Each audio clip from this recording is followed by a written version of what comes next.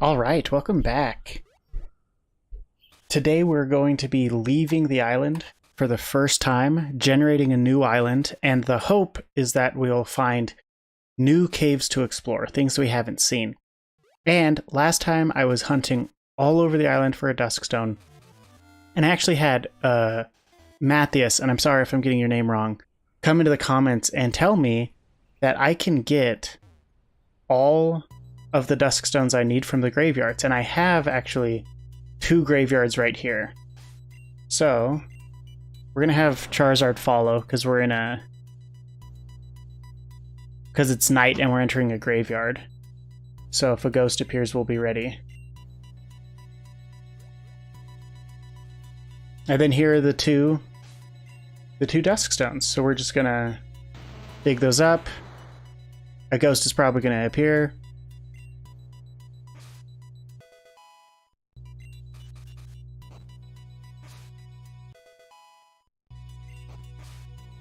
Nope. Okay, we're leaving that hole there. And we're gonna fly back to the island and to the house and build this.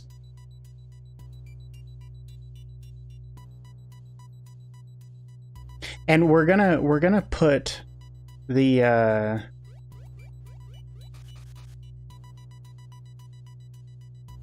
we're gonna put the beacon really close to the house, just because I imagine when we fly, because when I imagine I'll use the teleporter to get back to the house, especially when I'm in a new area. And so I'll cross over the border back to this map, and I'll teleport back to my house. So there we go. And I'm gonna work to get another one at my new house that I plan on building on my new island, so that traveling between them is easier. And even after that, when I get far enough along, I actually plan on building little islands on the edges of my map. So like at the border, I'll put a teleport pad, so I don't even have to fly or swim across this whole thing just to get to the border to generate a new map. But yeah, so I now have a beacon set up, and we're gonna see how it goes. We're gonna see how it works. So it is very hard to select. Oh, it sort of, yeah. It snaps to the location, and then I just press Z. It pulls up the option. Do I want to teleport there? And I'm in. So yeah, there we go. Now with that in mind, okay, so I have grass, I have fighting, psychic, flying, fire. I'm trying to think, is there anything that I may want in the new island? I think we're just gonna go for it. We're just gonna go for it. We're gonna see what comes up.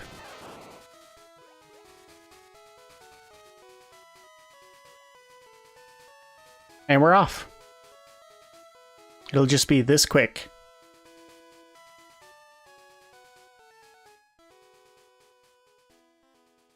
I mean, I generated one of the larger maps, I think. I don't know if I even got the biggest one, but here we go. Going further will take you to a new area. And there you go. It's loading. I really hope that this place has the caves I'm looking for, so that I can start hunting Reggies. Which I'm surprised. My first island was big. I'm surprised that it wasn't big enough to generate that like event as well. But yeah, I've been cruising on my James Bond marathon. I feel like I've probably watched like 4 or 5 James Bonds since I last streamed. Here, oh, we got snow right on the beach. Oh, I wonder why it generates a bed. I wonder, how it generates a bed. Because it has to put me somewhere if I were to faint. I feel like that's really close to the border. I thought I'd have more water. Oh, nice. Okay, so we have another oasis. a lot of sand slashes here. So we can revive fossils. We got this angry boy. Oh, 3 of them. Nice.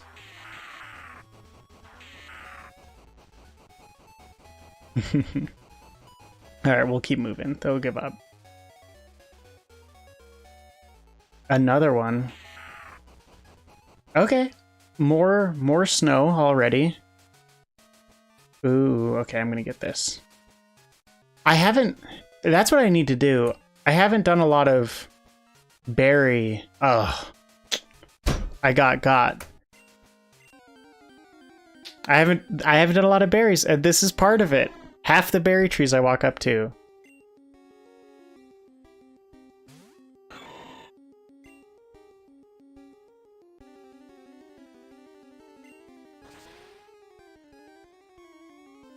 There we go.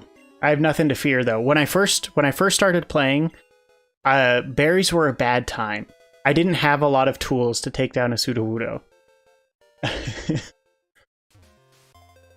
Most recent James Bond movie I watched was GoldenEye, which I mean, I've only really watched the Daniel Craig Bonds in theaters. So it was fun going back and watching GoldenEye because I played GoldenEye growing up.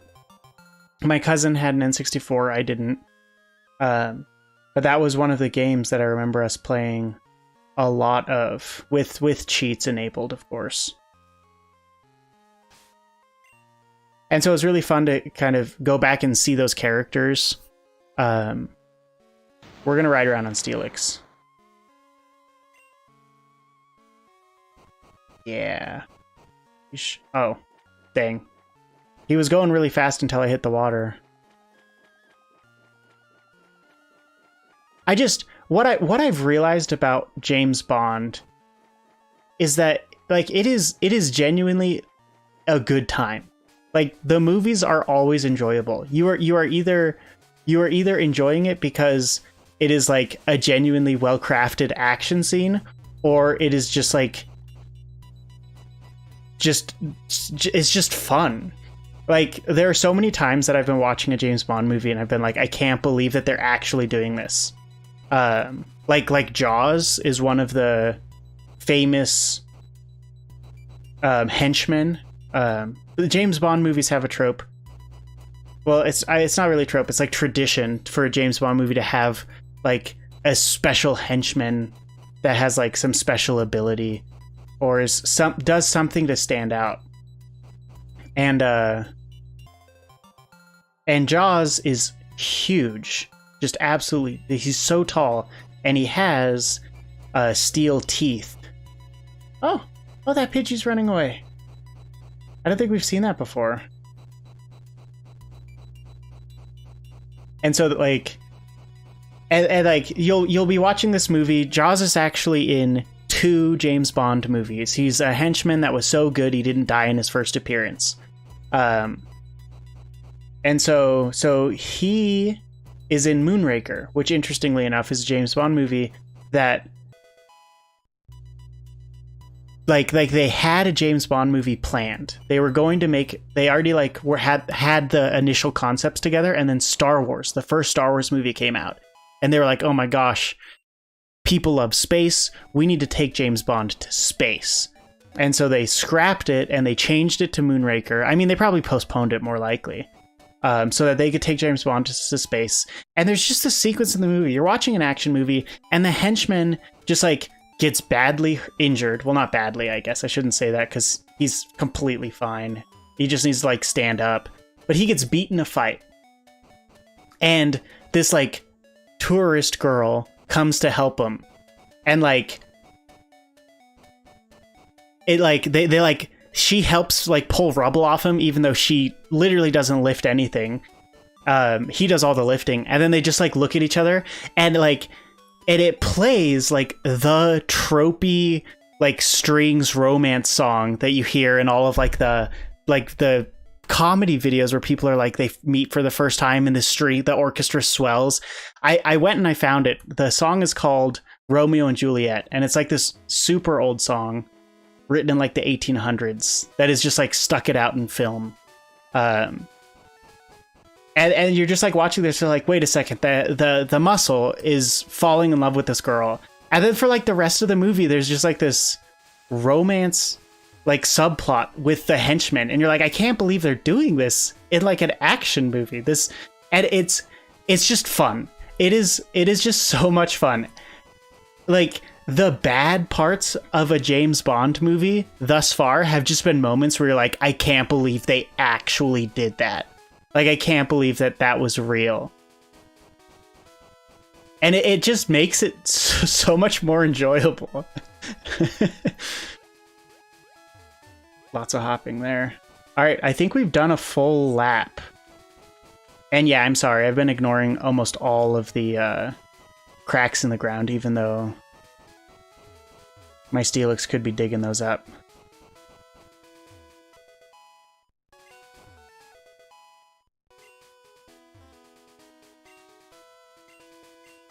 Thank you for the trainer tip. Very useful. Is this just a ledge that just... No, what is this? What is... It's like a transition tile piece that is by itself. Oh, I thought we were close to the edge because of the water, but we have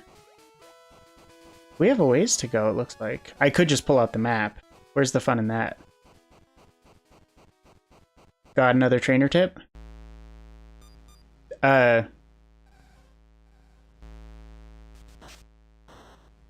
Okay, so first off, this music is awesome. I've heard about this because I've seen... It's almost like weekly. Well, I exaggerate. I exaggerate for the internet. You're welcome. It's almost weekly that someone posts in Discord and is just like, I read a sign and my letters glitched out. Like, what's wrong? And like every time the response is just like, it's not a glitch, it's part of the game. So I already know a little bit about where this is going. I don't know what to do now that I've triggered it, though.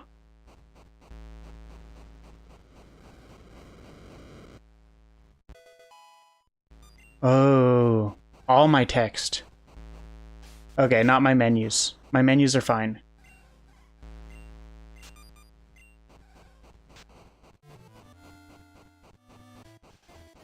Oh, it went back to the desert music. I was enjoying that, like, ominous... This is a huge desert.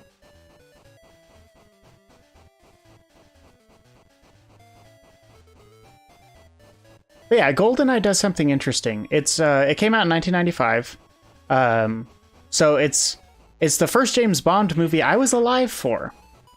So that gives you you can now narrow down my birth between what, like 89 and 95. I'm somewhere in there. You'll never guess. All right, that's a full lap. Let's look at the map. Oh, this is big. Oh, this is a huge... Okay, well, so I didn't immediately see the caves I was hoping to find, but I mean, those are probably inland. Like, that's where the mansion was. So let's take a gander in the mainland. That's a lot of berries. I like these paths in the desert, by the way, that just cut through. That's fun. But yeah, so 1995. It is... I could be wrong on this because I skipped a movie. I went from The Living Daylights, I skipped License to Kill, and I went to GoldenEye. But I'm pretty sure this is the first movie where M is a woman. It's Judi Dench, and she does a phenomenal job. Like really great portrayal, and it's really interesting because in GoldenEye they have a lot of dialogue just about like James Bond as a caricature. Oh, that's a hot tub. They're having fun in there. Because so, and I felt like it was heavy-handed at times. There were probably like 4 different people. Oh, can we switch? We can't switch Pokemon in the air. I got a ghost following me. Have you guys seen a ghost before in this game?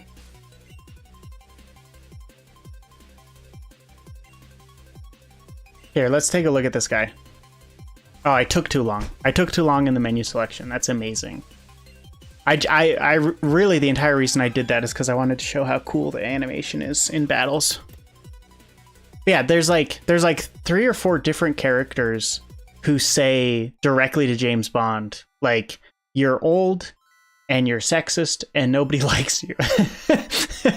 Which is just like, I mean, at that point, James Bond had been a franchise running for over 30 years. So like people, like, it was like this idea of reinventing Bond in GoldenEye. Ooh, 2 Dragonites. I don't want to anger them. I'm starting to get nervous. I mean, I shouldn't, but I'm starting to get nervous that this map isn't going to have what I want.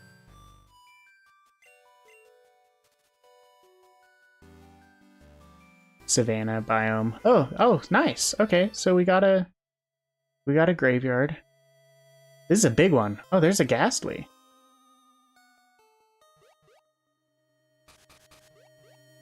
A Houndoom. And it was definitely heavy-handed at times. They made the villain in GoldenEye a complete foil to James Bond, where it's just like, and he literally says it.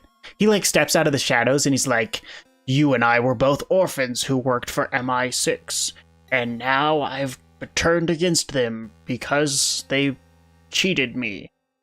And it's like, "I am new, and I have new techniques, and you'll never best me for this reason, because you are old and stuck in your old ways, James Bond." So like they didn't have to go that hard with the comparison. I feel like I need to read signs just to see what'll trigger that event, how to fix it. Because I've seen a lot of people complain about that, but I don't know how to fix it myself. But yeah, so it was heavy-handed, but it still was really interesting to see how they were trying to like revitalize James Bond. So, and it's interesting because James Bond, the first like maybe 5 movies just had like damsel in distress. Oh, we got a volcano. And then like even in the 70s, they were starting to like try and turn and spin James Bond tropes and make them interesting. So you got like strong female characters pretty early on in James Bond as a franchise. But then in this one, they make her a coder and they like set it up so you like think she's a civilian. But then they have this weird scene where he's like, "Do you know how to use a gun?" And she like perfectly like reloads the pistol. And you're like, okay, so she does know how to use a gun.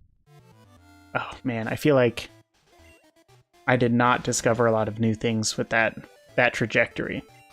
Back we go. So they made her like a computer programmer, and she helped save the day, which isn't the first time. There was a Bond girl who just like straight up won a fist fight back in like the 70s, where she's just like no, I'm just gonna fight this guy by myself, and like she was awesome. So that's like another thing. So they bring in Judi Dench. They have this dialogue about how James Bond is sexist. They talk about how he's old. I feel like I'm just seeing the same things over and over again. I need to go farther left. And I liked it. I thought it was a pretty fun way to like modernize Bond. And you know, they had the subplots about computers, and there were like the 2 rival computer programmers that had their little like rivalry. And so it's like you're like, yeah, like it's the 90s. Yeah, like the guy, there's the Bond girl who's the computer programmer. And then the Russian guy has a computer programmer like sidekick villain who is just like the most stereotypical, and I absolutely love it. I love how the 90s portrayed like computers and like hackers and things like that, because he has like long unkept hair, and he has like the like round, like big round glasses. And he's like really like cocky and like smirks a lot. This is amazing. In the movie, he codes. I'm gonna go into south. I'm gonna go into this big pit. He codes with one hand, while spinning a pen in his other hand. And you just like watch it and you're like, yeah, okay, like that's definitely how people used computers. And he's like chewing gum, and he's like focusing really hard and like whizzing his one hand across the keyboard, clicking all the buttons on his fat monitor while flipping his pen around. And you're just like, this is amazing. Like, I don't care how ridiculous it is. This is just fun. This is just like a fun way to look at things. So there you go. I guess that's all I really have to say about GoldenEye. It was interesting to see that they were already trying to like push back on James Bond as like a sexist pig, and they were trying to modernize it by bringing like in technology and introducing these female characters who would go toe to toe with Bond. The one thing that I absolutely hated about the movie, this is all desert. There's nothing on this island. Okay, I officially think I'm not going to find what I want on this island. Because this is going to be desert and snow. That's going to be snow. That's going to be snow and forest. Dang, okay. We'll do a couple more sweeps just to make sure that we cover everything. Every biome at least. But yeah, the one thing that I couldn't stand, like absolutely could not stand, was the gimmicky henchmen of GoldenEye. Because I've told you about Jaws. Another famous one's Oddjob, who's in the GoldenEye game, who's from Dr. No. I'm pretty sure Oddjob, if I remember correctly, is from the first James Bond movie, and his whole gimmick is that he has a hat that can decapitate people if he throws it at them. It's literally like in the 60s they put to film Captain America's shield, where he just like throws his steel-rimmed hat and it bounces around and kills people. But yeah, so their gimmicky character, I probably shouldn't say the word gimmick for this, but their Bond muscle was essentially like a dominatrix. And it just like it was like the one part of the movie that any time that she was on and she was fighting someone, I was just like, she is acting like this character is way too over the top, which is crazy because I like Jaws and he's just a giant guy with, another scared Pokemon. It's an Ekans. And he's just a giant guy with metal teeth. Maybe I'm sexist for not liking the GoldenEye Bond villain, but that was like the one part of the movie where I was just like, oh my gosh, like this is like, what on earth are they even doing with this? But yeah, so I'm at Pierce Brosnan. I'm entering that era, and I mean, really quick, I'm gonna be coming up on. Oh, this is it. This is what I was looking for. Oh my gosh.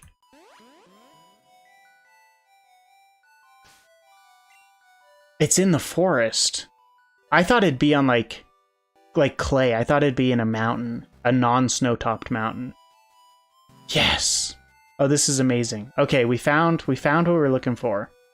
Suddenly, all ill feelings for this island have gone away, and I think I will build my house somewhere in this vicinity.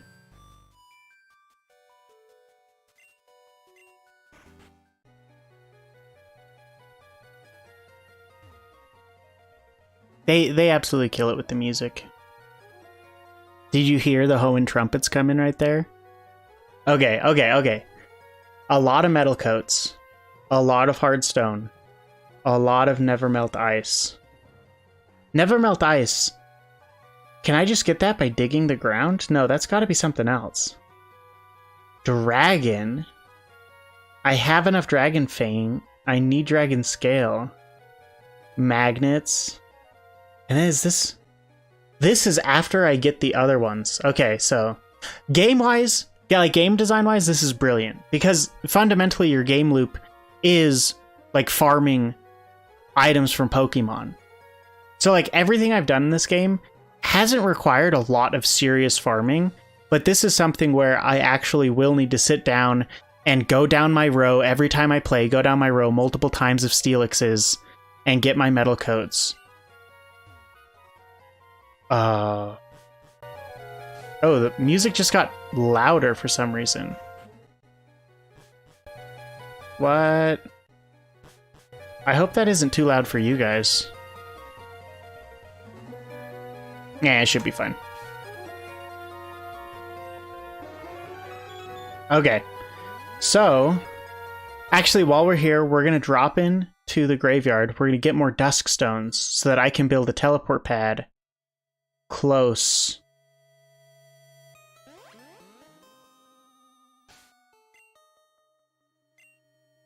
to that monument. Oh no, I need to figure out what to do to fix to fix that lake. Cursed.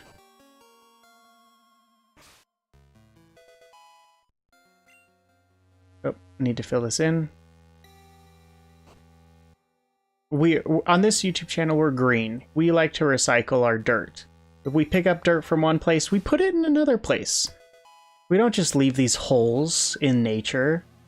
If there's anything Pokemon's taught me, it's that we shouldn't take advantage of wild animals. That's not actually what Pokemon has taught me, considering I have a giant farm with no walking room back home. Okay. No way to teleport quite yet. I need more life force to even build a second one. So we're just gonna fly back. And now we know. We need to farm metal coats. We'll just start there. It's like the first one. And we can start collecting for those encounters, which is gonna be a lot of fun. And I also need to figure out what to do about my language getting all screwed up. Part of me is just like, well, what do I do? Do I just talk to more signs? Is that until one of the signs triggers something? We'll see. We're going back. We're going back home. But we have a game plan and we found what we're looking for. So, big W.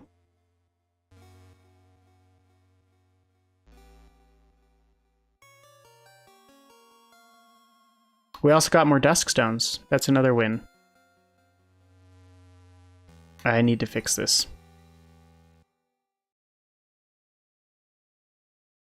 Oh, that load was fast. That was a fast load. I was wondering if it was going to take us like out to the load screen. But I guess it did that because it was just generating like a completely fresh new world. It even like tracks your coordinates, so when you travel between them, they stay. Like if I cross at the top of the map, it'll put me on the top of the map. So great.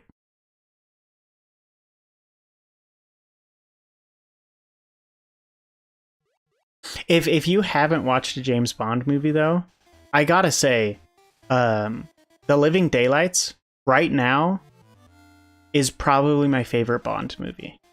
It is. Why did I do this? I built a teleportation pad, and then I didn't even use it. I'm genius. Uh-oh. I'm not gonna know if they're giving me metal coat.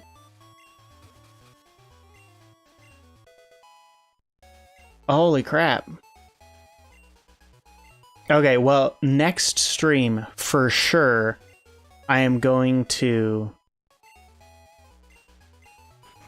fix this so that I can make sure I know what items I'm getting. Especially from Delibird. Delibird can give me literally any item.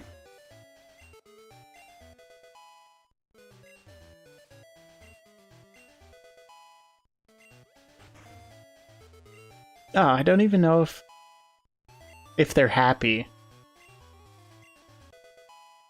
Let's pay attention to the gibberish. I'm gonna assume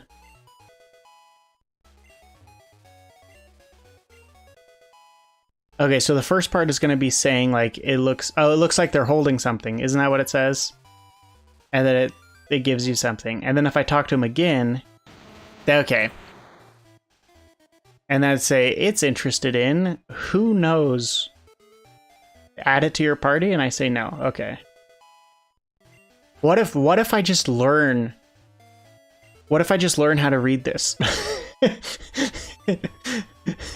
Because realistically, I'm pretty sure that what happened is that there's some like translation that it just puts it through, where it's like, okay, take this letter, change it to that, take this letter, change it to that, take this letter, change it to that. Like, surely that's how it's working.